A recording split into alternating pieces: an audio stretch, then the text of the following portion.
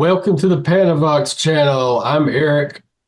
And I'm Joe. And for this episode, we're going to talk about The Who Sell Out. Not the actual album, but The Who actually selling out, literally.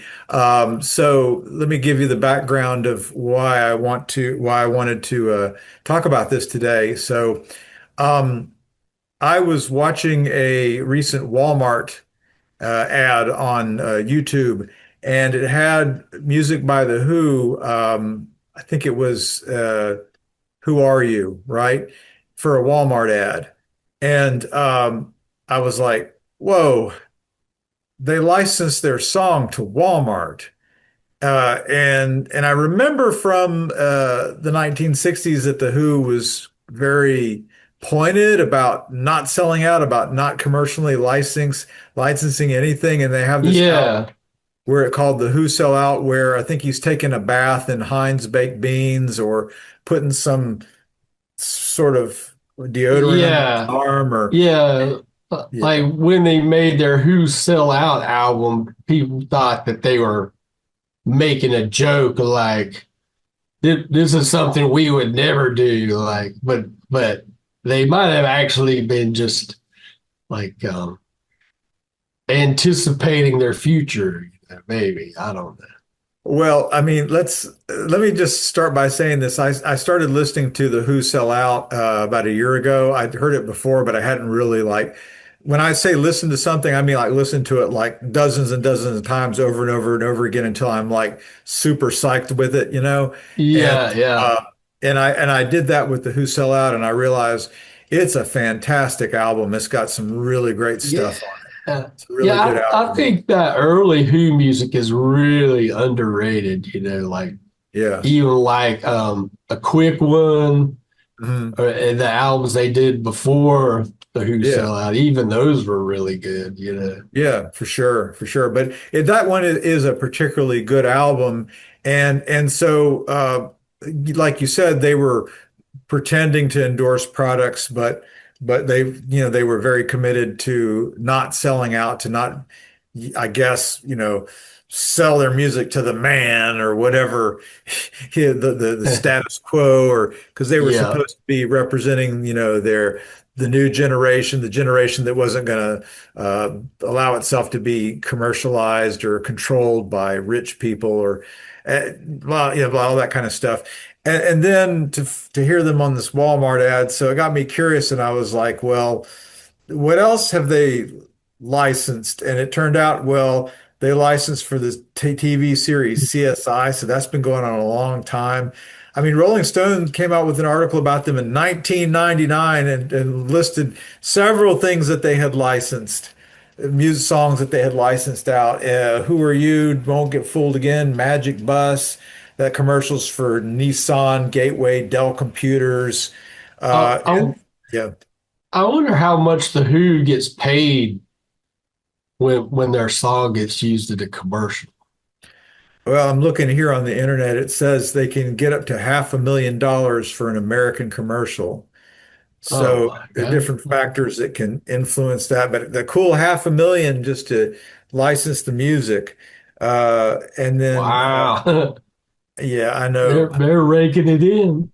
Yeah, they're raking it in. But I'm like wondering. It made me think like, ma- wha- is it really important not to sell out? I mean. Uh, I guess they got to the point where they were like, yeah, who cares? Yeah, Yeah. whatever. And there was just as long as I'm on this topic about the Who, I heard "Light My Fire" on a car commercial. The Doors, "Light My Fire," Yeah. and I thought, well, Ray, and I think this came out after Ray Manzarek passed away, so I don't know Hmm. who has control of that estate. I know, obviously Morrison and Yeah. John, but Robbie Krieger, the guitarist, and John Densmore, the drummer, are still alive. Did they have the licensing rights for it? I don't know. But when I heard that Yeah. come out, "Light My Fire" on a car commercial, I was like, whoa, I remember the Jim Morrison would have never approved of that for sure. Never, Right. never, never. Yeah. I don't think he would have. No, Yeah. no. It gets this, the royalty stuff gets complicated sometimes. Like it might be like Ray Manzarek's family that gets the money for that, or Jim, some of Jim Morrison's relatives or something. It might not even be Yeah. Robbie Krieger and John Dinsmore, Right. but it could be. Who knows? I Yeah. guess if whoever's got the best lawyers, will probably get the most money out of that. Yeah, I was thinking of an unrelated area of creativity, cartoons. And, there's one example that really stands out for me about somebody who refused to be licensed. And that was Bill Watterson, who did the Calvin and Hobbes comic strips. You remember Calvin and Hobbes? Hmm. And they just kind of wrapped it up in 1995, and after that, he's just not doing any more comic strips. But Oh, Bill Watterson was approached by a number of publishers and advertisers and saying, let us license Calvin and Hobbes. And that's why you don't find any Calvin and Hobbes toys. I mean, unless they're made oh, illegally, because yeah. and he's still alive today. He will not grant any licensing whatsoever up and down. I mean, this is like like this guy's been at war since the 1980s to not license his thing. Oh, wow. I Yeah, didn't and know so about all that.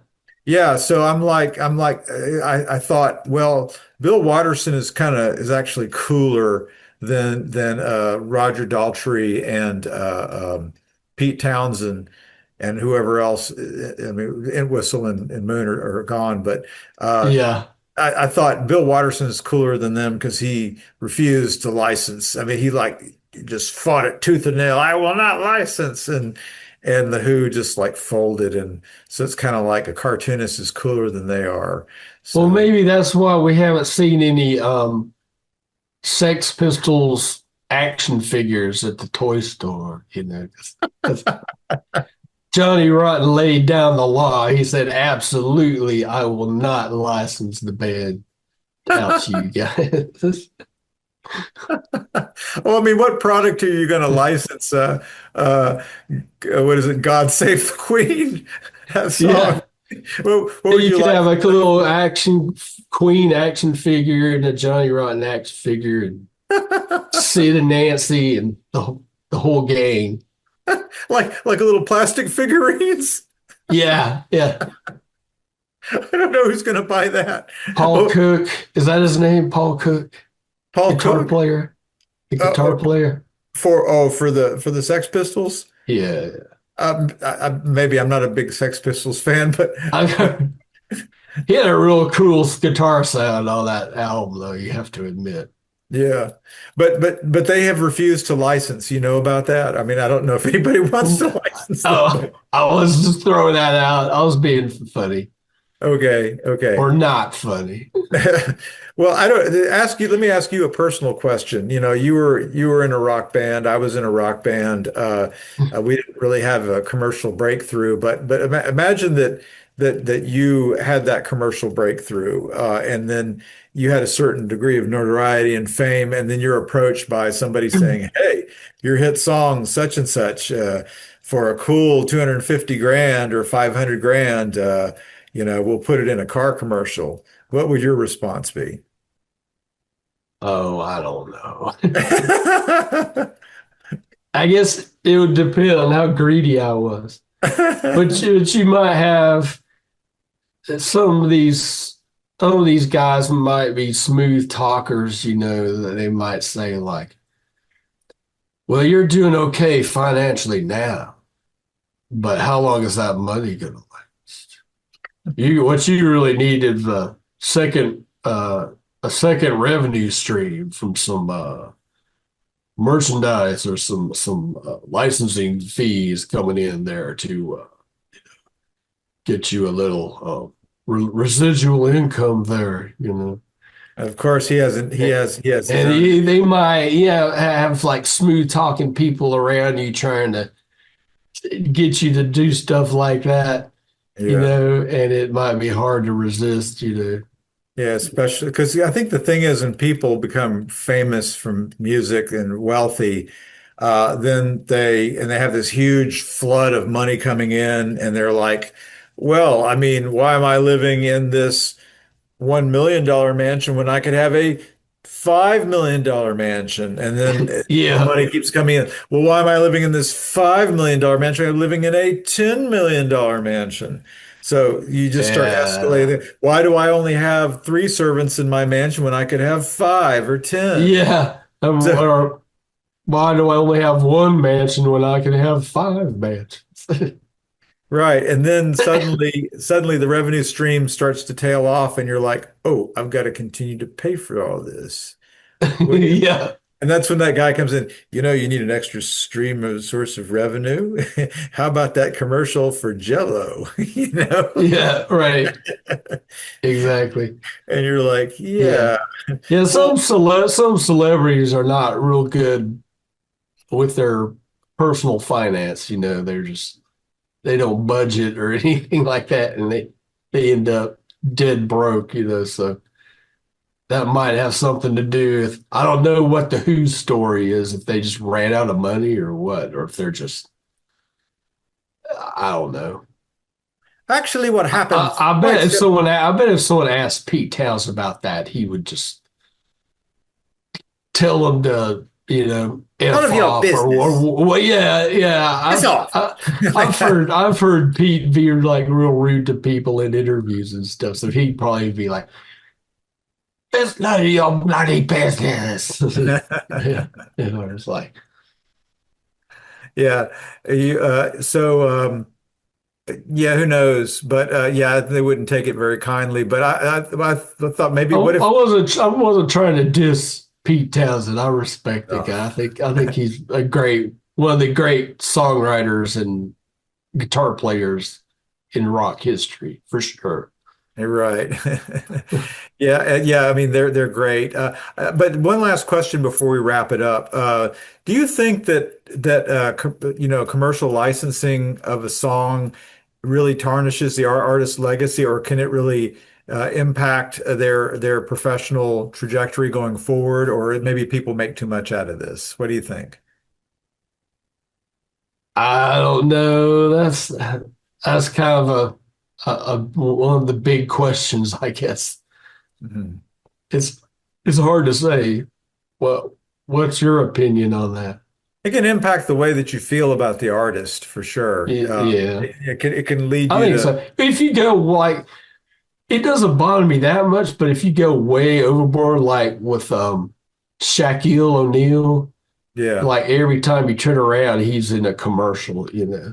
That gets a little annoying. It's like, it is there any commercial opportunity that you will not turn down? And it's like when it just gets so blatant like that, when that's kind of annoying to me.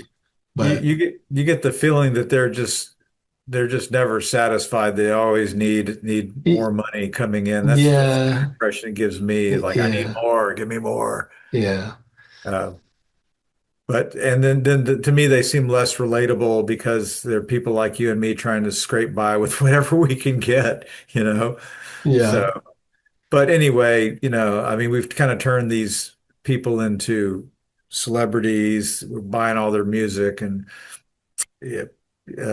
So in a way, yeah, like what we were talking about earlier, you get accustomed to a particular lifestyle, then you need a lot of money to maintain it. And uh, I mean, I guess it's just where they are in life or whatever.